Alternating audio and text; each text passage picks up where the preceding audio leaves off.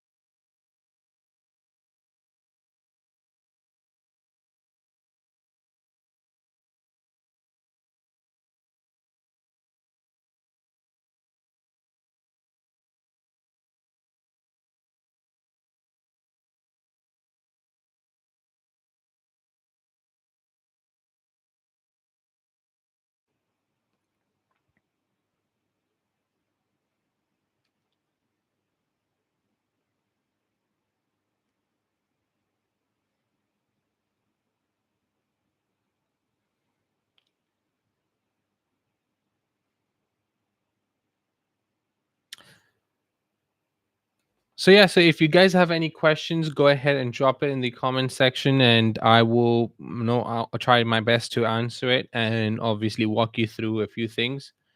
We want to go through some topics to discuss in regards to getting hired in a 60-day period. Uh, that is something that I have created a framework to get you hired in 60 days using sales techniques. When you are obviously in the job hunt, you need to understand one thing. The job search is basically you selling yourself as a product.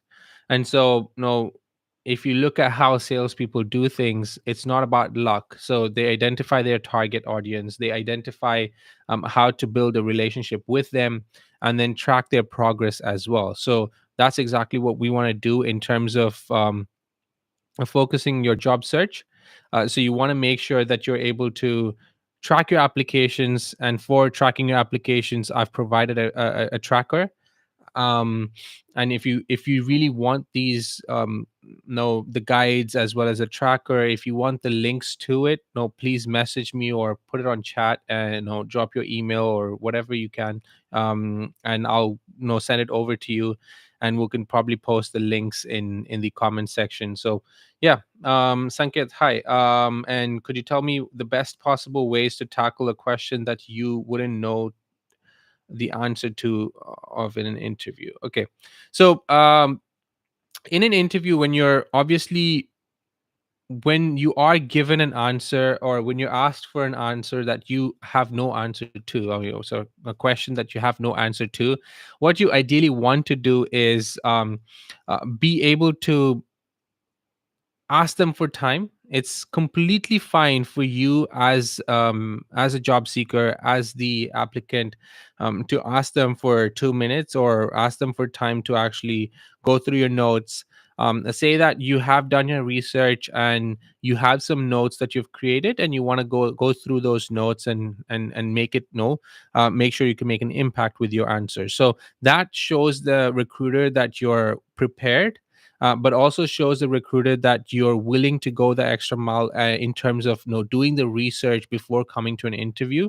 So that's a good way to spin around an unknown answer. And then whilst you're doing that, you can quickly just maybe Google or Chat GPT the information, and then obviously present your information with your outcomes, with your key skills, with your transferable skills, with your knowledge in the industry, and then present it as well. So that's the best way, I would say, to go ahead. There's no one size fits all, but I think this is the best way that I've seen it to work. Because what happens is, if you fumble or if you start putting out answers which make no sense, then what ends up happening is you've lost your chance to make an impact in that question. So yeah, so there's more people joining in. Jaredad, hi, nice meeting you. So I'm gonna go straight into it. So we're looking at a 60-day framework and a 3-step process to actually get you hired. So in this particular job search, when you're in this job market, what we're trying to focus on is to treat your job search like a structured sales cycle, and we're going to focus on your job search as if you're selling yourself as a product. Because at the end of the day, in your interview, you are the topic of conversation, and you are the product that you're trying to sell, right? So at the end of the day, what you're trying to do is convince the recruiter that you're the right person, and you're you're the one that's going to make the difference in that role. So um, when you're looking at how salespeople work, they're working with a particular set of structured an operation, because they're given a standard operating procedure of how to actually do the sales. So they identify their target, they build their relationships, and then they track the progress. So now when you want to go ahead and do the same thing for your job applications, you focus on the first 10 days. So the first 10 days, what you're only going to focus on is prospecting. You're going to check out, identify the right jobs that match your key skills and your career goals, identify the target companies. So the right job and your target companies, these are the two things that you're going to focus on. And whilst you're doing that, you jot down 250 to maybe 300 to 400, or how many ever companies that you want to. But uh, there are lots of platforms that you can find these company details. One is Crunchbase, LinkedIn is another, and then you have industry reports from like Mintel, like a lot of other there are a lot of other websites out there that have industry, like industry details about an organization and what they do and what their vision and what their values are. So you can go into those. No, you can also use Glassdoor. So focus on trying to get company details, and then narrow down 100 companies that you can align your job search with, or align with your skills, which align with your skills and your goals. And then find a key, like the key decision makers, whether it be the hiring manager, or even the recruiter. And you can, when you find these people, take notes and get the downloads of their information, and use Lucia as a tool to kind of extract the information. And by doing that, you've built like a contact list that you can start messaging, right? So in that first 10 days, you really want to focus on that outreach, or the prospecting, sorry. So first 10 days prospecting, and then from day 5 to day 15, you want to focus on outreach. That's when you're engaging with the hiring managers, you're engaging with the decision makers, and you're creating 5 to 6 different types of resumes. Now here, this is where I think it's very important for you to understand. A lot of people think that you start focusing on every application should have a new resume. You have selected 100 companies now, and in the 100 companies that you've selected, you're only creating 5 resumes. Okay, so you're only creating 5 resumes. You're categorizing the organization based on the roles that you're applying for and everything. And so you're using those 5 resumes to send out applications. That's the fastest way to get into the market, into the job search, and start getting responses from recruiters. So once you've given 5, like once you've put your 5 resumes forward, which is ATS, which is optimized for ATS, and optimize your LinkedIn as well, because your LinkedIn should resonate with the things that you've said on your resume. And if you're using 5 different resumes, you want to make sure that key skills are portrayed on your LinkedIn as well. So your resume cannot say something completely different from what your LinkedIn says. So then target cold emails and target LinkedIn messages to hiring managers and C-suite people. What software to send message to connections? So yeah, so software, there's no software. So use LinkedIn, use your emails. So you want to reach out to recruiters through their emails. So when you use Lucia or Apollo .io, you can download their email ID and you can message them. So cold email them. And once you've cold emailed recruiters, then you can start to contact even C-suite level people, um someone who's above the hiring manager, who can maybe push your CV faster. So by doing that, you can also look at, to see if they can actually help you out. So the other thing that you need to understand is, unless and otherwise you actually ask someone for help, they're not going to voluntarily know that you're asking for help, right? So make sure that ask as many people for help as possible. That increases your chances of actually landing that interview. Now, at the end of the day, you might be ghosted in 100 messages that you send out. You only need that one message. So don't get bogged down because, I sent out 1,000 messages, I got no responses. You could get a message in 2 weeks, you can get a message in 3 weeks, you can get a message in a month, but it's still working itself around there. So also try to make sure that you've done at least 3 follow-ups with the recruiter. People are busy, right? I have 1,000 messages on my LinkedIn which are unread. So w- and that's with someone who has 16,000 followers. It's not a great deal, right? There are so many business owners out there that have immense amount of followers and connections, that they get messages left, right, and center. And when they have such a big audience, and when they have such a big audience that they cater to in terms of their business or their personal services, what ends up happening is the number of messages, you cannot read through them and you cannot weave through them. So to push it up back at the top, you need to follow up with them. So if you're following up with someone in one particular day, if you're up with them at 10 a.m.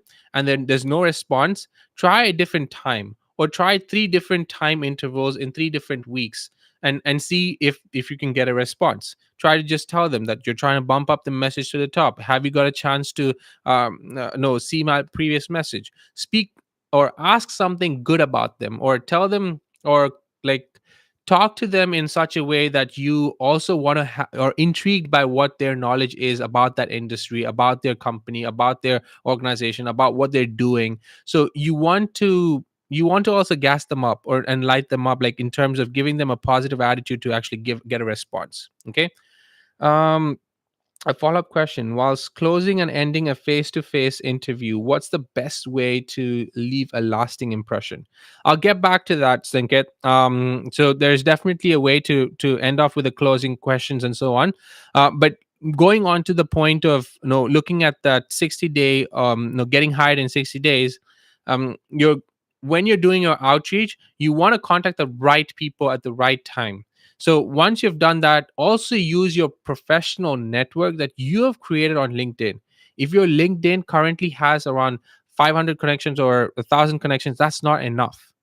Please start networking. Please start sending out connections. Please start messaging the right people. Please start contacting the right people, organizations. Follow the right people. Get into groups. That's a really good way in LinkedIn. Get into groups that or for data analytics, for project management, and then start to see people in your industry, in that country that you're currently in. Start focusing on trying to connect with them and engage with them, and through posts that they do in that group, you'll know if someone has a successful business, or what they're doing, or they're providing services, or they're helping. And so you can normally understand what that person, whoever is posting in that group, is actually going to help. Can they help you or not? So by going into the group, you understand and find more people that you can connect with, and start connecting with them, because that's your best way to actually get closer to an interview. And the other thing is, when you are in the right groups and on LinkedIn, and let's say, for example, I'm applying to Google, and the Google recruiter, if I want to message the Google recruiter, I need to have LinkedIn Premium. And well, if I don't have the money for LinkedIn Premium, the best way for you to get into touch with the Google Recruiter is to ensure to check out which group they're in, go into that group, go into that connections list in that particular group, and message them from there, because that's a loophole in LinkedIn. So if you are already part of that group, you don't really need to have LinkedIn Premium to message them. Okay.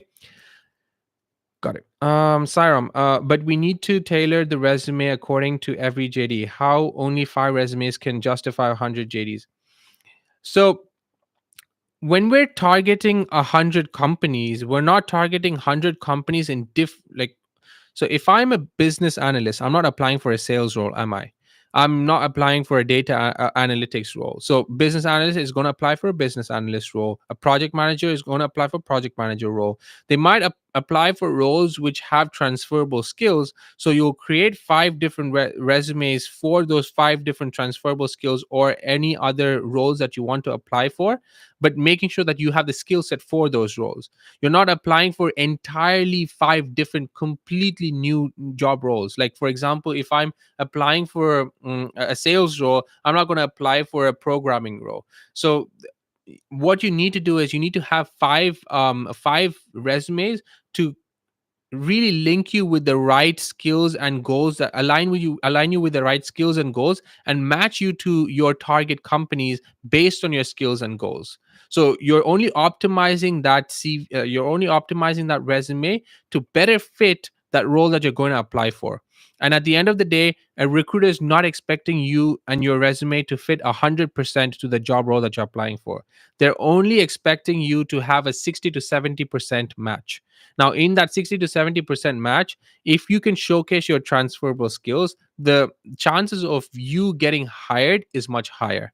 The chances of you getting an interview is much higher because you've shown your transferable skills. Now, for example, let's say I had a I have a mechanical engineering degree and I have an MBA. Now, my projects and the way I did my undergrad, my mechanical engineering, that projects could show how I operate in pressure situations, and I could bring that transferable skill and show them that by doing this, my design thinking and all those things, I can put it on paper and show them that by doing that and process and strategy that I've worked on in my projects, that operates with my business ability and capacity, with my business like business thinking, and then also being able to run an online community of 10,000 plus members, which gives me the ability of entrepreneurship and gives me the knowledge of how to run a business on the daily. And as a content creator, I'm able to like produce content, and also be able to support people. And so by doing this, these are the transferable skills for the role that I'm applying for sales. And so that gives them the understanding that, okay, fine, this guy knows what he's talking about. And so you've tailor made your CV or your resume to fit that requirement. And whatever, like let's say for example, a data analyst role, you have one data analyst role might require basic necessity or knowledge about SQL. One might require basic knowledge about Python, just to speak to the right people in the dev team. Now when it is that, in that role you want to tailor your CV, so you're focusing on just 5 CVs, and you're focusing to make sure that this CV is categorizing for one organization. And then by doing that, you're kind of covering multiple organizations as well. Because at the end of the day, if you start making one resume for every job description, you're going to waste too much time, and you will not you'll fall back on applying to more jobs, right? And that will stop you from actually applying to jobs, and that will stop you and your progress from actually getting job calls and interview calls from recruiters as well. So what you want to be doing is pushing forward for just 5 optimized resumes and start sending left, right, and center for the roles and keywords that you're going to apply for. Okay, so moving on to the next point. um so no, I've spoken to you about now how we're going to outreach, and then using your professional network. And once you've done that, go to the third point, which is from the 10th day to the sixth. Sorry, from the 10th day to the 50th day, you want to track and iterate. So basically, you want to track your progress. You want to make sure that you're repeating the process, and you're also able to to rewind and check, okay, fine, if I got feedback from a recruiter, what feedback am I getting, and have I optimized my CV for that feedback? And let's go back into the job search with the optimized version of my CV, and then start applying again. So that cycle continues. So repeat that cycle as many times as possible.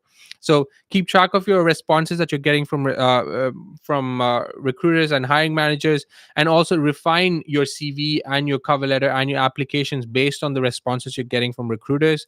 And then from there, go and monitor and interview your progress, like your sales pipeline. Because like if you are in sales, you understand when you have a sales pipeline, everyone's not going to respond to you at the time that you message them. So you need to have a process of finding the right people at the right time, and you also need to have the process of tracking the responses and following up with them, and also monitoring the response rate, like response rate from customers. Or is it in the morning at 9 a.m. to 12 a.m., to 12 p.m., or is it from 3 p.m. to 4 p.m.? So by doing that, you can do the same thing for your recruitment process, so, or your hiring process, or your job search process, which basically what you're going to do is you're going to look at what times you're sending out messages, how your resumes are doing. So let's say you've created 5 resumes, create 5 different Excel sheets of how your 5 resumes are going to do in the market. And once you've understood how your resumes are doing, focus on the one that's really doing well, and take that resume, take all the good things that you've done in that, and replicate it across the board for all the other 4 resumes. And then start applying again, and monitor your interview process like a sales pipeline by seeing the conversion rate. Which resume is giving you a good conversion rate, which resume are you getting more calls on. And then this increases your chances, because one, you know which resume is going to work and which doesn't work. If one resume is giving you zero, nil, like just no responses, then trash it, trash it or optimize it, right? And by doing that, you'll streamline your job application, and you'll really focus your job application and to see success in your job application. So you'll start to see responses, and that responses turn into second round interviews and third round interviews, then you land the job. Okay. And then in the last 10 days, what you want to do is then focus on evaluating your offers that you have, making sure that you go into the accepting the right offer. Now, pro tip, in terms of your job applications and the interview process, prepare for interviews using a structured mock interview, and then also look at case studies of what you've done in the past. So that's exactly how we close sales when when we're particularly in a sale with a big organization. We're looking at how we can use our case studies, how we can use our positive interactions, and if we've worked with a previous organization which we've had success, we look at a case study, we show them the case study, and by doing that, we give them the ability to think about how impactful our work can be for their organization as well. So that's the same thing that you want to do. You want to bring in your case studies as to what projects you did, how successful you were, what were the numbers. You need to know those numbers at the top of your head, and by doing that, you can start to land your job. Okay. Now, next question, Jaredad. A question in your personal development guide. You said something about asking for referrals on LinkedIn from people who offer free referrals. Um, can you say more on that? Okay, so in LinkedIn, you have this option of going into search. So go into search and type in DM for referrals. Okay. And when you type DM for referrals, you'll get no multiple people, of course, but then click on posts and then see in the past week. And once you've selected that time frame, you'll then understand a lot of people have mentioned on their no like job portals, or like let's say for example job postings that they've put up. No, they'll tell you to contact them for referrals, and by doing that, like you can reach out to them and actually message them and ask for a referral. Cool. So I'm going to answer Sanket's question about the closing, ending a face-to-face interview. What's the best way to leave a lasting impression? So one of the best ways to leave a lasting impression on an interview is to ask the recruiter the right questions. And by the right questions, I mean asking them questions like like what was something that you would have liked to know if you were in my position. or if you were interviewing for this role. So things like that, or what was one of the biggest successes you've seen in your organization, and how has someone in my role or from my role grown to this, like which whatever level that they've grown to, or in that organization, how have they grown up in that organization. So by doing that, what you're going to do is you're going to showcase to recruiters that you're really interested in knowing more about the organization, but also you're opening the question up so that the recruiter can also speak about internally, boasting about themselves as well as the organization and the capabilities to grow within the organization. That gives you a better chance of giving an impactful ending to an interview. Okay, so there are definitely some questions. If you really want to know what questions or what type of questions to answer, I'll help you out with that more in detail. There are definitely lists of questions. I could probably create a document or something and send it across to you guys. But there are definitely questions that you what the type of questions that you want to ask is questions that will intrigue and open up the mind to for the recruiter to think about their organization, about their impact, right? So for example, what is something that you would have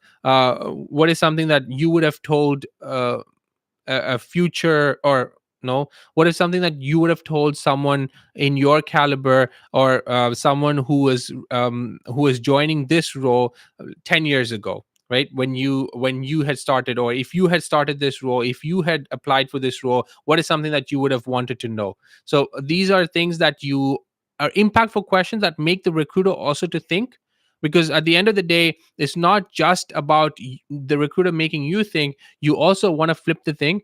So interviewing is like a chess game. So you want to play soft, and you want to play fair and square, but at the same time you also want to get more information out of the recruiter as well. So as much of information out of the recruiter as much as possible, and to leave a lasting impression on them. Okay.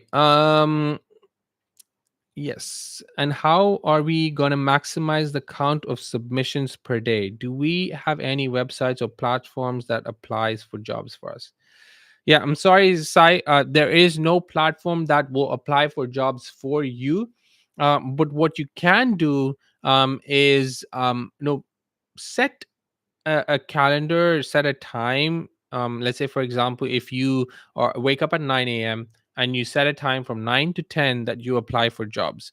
Now, in the first 30 minutes, focus on the hardest jobs possible, right? It's psychologically, you will work on the longest application first, and like it will help you psychologically when you win, and when you move on from that application, it will actually help you to actually do the easier applications much faster. So I would say, whilst you're going through the day, whilst you're walking, whilst you're at the cafe, whilst you're sat on the toilet, for example, just get LinkedIn Easy Apply to jobs on LinkedIn Easy Apply. It's so easy. So why would you want to spare any minute or second than to continue just applying? So throughout your day, when you're eating or whatever you're doing, just get your phone out, and Easy Apply is such a lifesaver. So Easy Apply is there.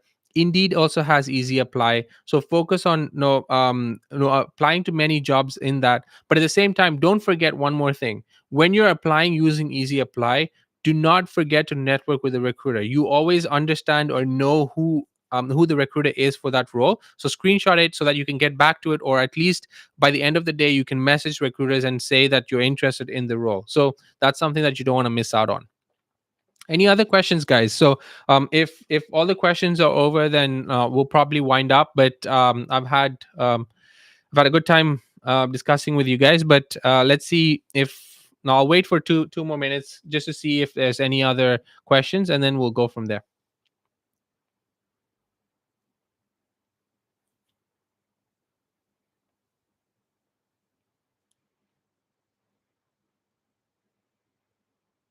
Cool. Sounds good. I hope you guys this session. I will have many more of these sessions come by. So stay connected. And please don't forget to hit hit the like and subscribe to our channel. And so no, I'll see you in the next video. I am posting as many videos as possible to help you guys out. And we do have the WhatsApp community as well, so join the WhatsApp community if you haven't, so that we can, connect on a more personal level, and then I'll surely help you out in your job search. So thanks guys, have a good time.